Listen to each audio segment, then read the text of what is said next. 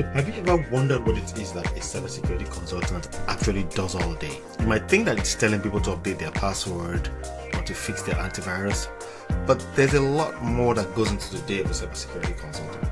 So today I'm going to show you what my day typically looks like.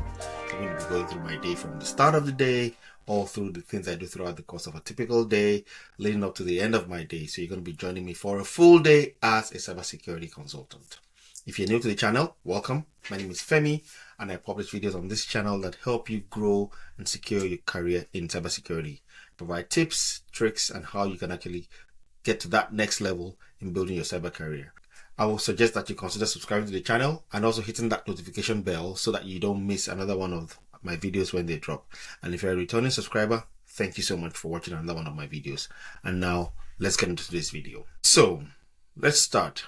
You want to be a cybersecurity consultant. You've seen the buzzword. So first thing, we can work remotely. There's high salaries. You can work with lots of big name clients. It's quite exciting. I mean, who wouldn't want that? You know, it's a nice gig. But let's keep it real. Behind all the fun things that you see on LinkedIn and all the, fancy suits or speaking at a conference, all of that, there's a whole lot that happens in the background. There's troubleshooting, there's explaining, there's re-explaining, and sometimes, drills just happen, both literally and figuratively. So that's why it's very important. So for me, for example, my day starts pretty early. I have an alarm that goes off at 5:55 a.m. So it's pretty early in the morning because, again, it's hard for me to sleep beyond that. So I wake up early in the morning. My phone is right next to my bed. One of the things I do first is I reach for my phone.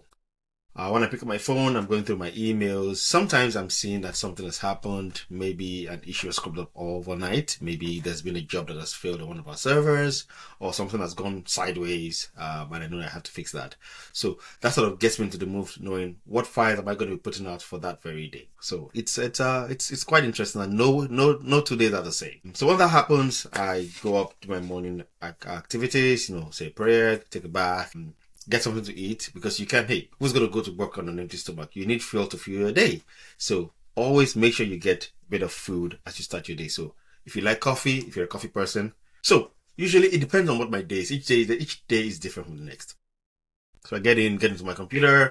I'm looking at I'm looking at my schedule for the rest of the day, checking if I have any particular meetings. Of course, if I've gotten a report that some job failed, one of the first things I'm doing is I'm logging into that server, trying to find out what it is that caused the job to fail. So usually it's like some bad data that has come in or something. So usually that's the first thing. The other thing is that as a security consultant, I don't work in a bubble. That's one thing that makes cybersecurity consulting so interesting and so fun. As a consultant, you're working with so many teams. So you're interfacing with HR, you're interfacing with other cyber teams, you're interfacing with regular desktop support, you're interfacing with regular customer service, you're interfacing with payroll as well. So it's such an interesting thing. Sometimes I have some standing meetings which I go attend. So maybe there's a project, there's a new MFA project, or there's a new infrastructure upgrade project, or hybrid upgrade, or a digital transformation project. All of these things that happen in a typical day. So, of course, throughout the course of the day, I'm going to have meetings at certain times of the day where I'm doing those things, talking about people in those meetings and having all that happen. So, but usually, first thing first, have this call in the morning. Sometimes it is a case to review identity and access management controls. So you're explaining to this person why this is what I have to do, why we do things the way we do them. One very interesting part of my job that I do like is that every month I'm doing a lot of reporting. So I'm doing reporting where I'm providing reporting on a lot of things around identity, so accesses, logins, active accounts, tail accounts, that kind of thing. I'm providing all of that information in a report. And that information doesn't sit in one silo, unfortunately. You've got to get access to a bunch of different silos. Sometimes it's an LDAP, sometimes it's a database, sometimes it's a third-party SaaS solution, think of your HR solutions or your CRM solutions, for example, because there's single sign-on where different users have different access to different platforms. You want to see who is accessing what, when, where, why, how, all of that. So I'm pulling a report that's pulling all of that information into good plain on Excel. Remember I spoke about Excel being useful to us in cybersecurity? That's something we do a lot, especially in governance, risk, and compliance. You do a lot of work with Excel. So I'm pulling those reports into Excel. I'm running bar charts. I'm doing charts. I'm writing a report, a presentation that's going to go off to the leadership team. So that's quite interesting. And usually this takes me up at the start of my day till about 10 a.m., 12 noon, close to midday, when it's time to actually take a quick break. So I take a quick break. One of the things I like to do is to go out into nature. So I take a break and I spend 1 hour where I am either taking a walk around the lake close to me, or I'm going for a quick run, or going for a jog, or do something. But I have to get that energy level up, and what better way to do that by going into nature? So I go into nature, spend some time doing all of that, and that's just really, really very interesting and soothing for me. And then when I come back again, it's now time for the afternoon shift. So you start talking about the things you've done earlier in the morning.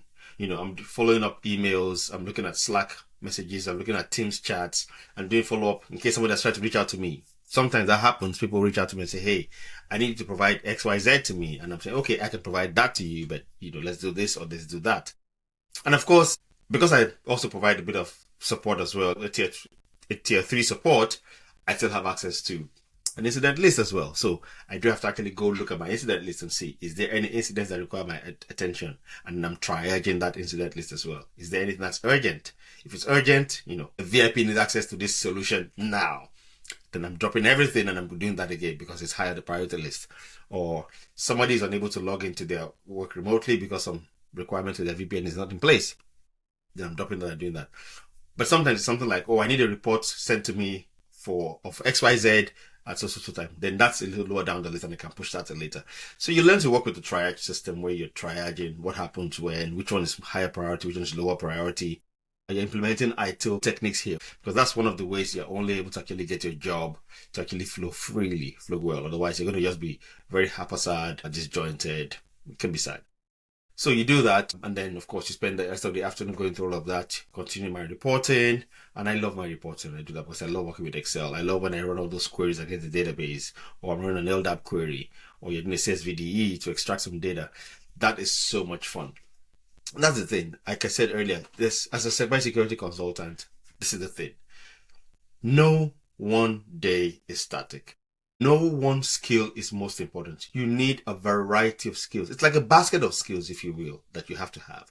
And then you bring out each of those skills from that basket at every point where you need it.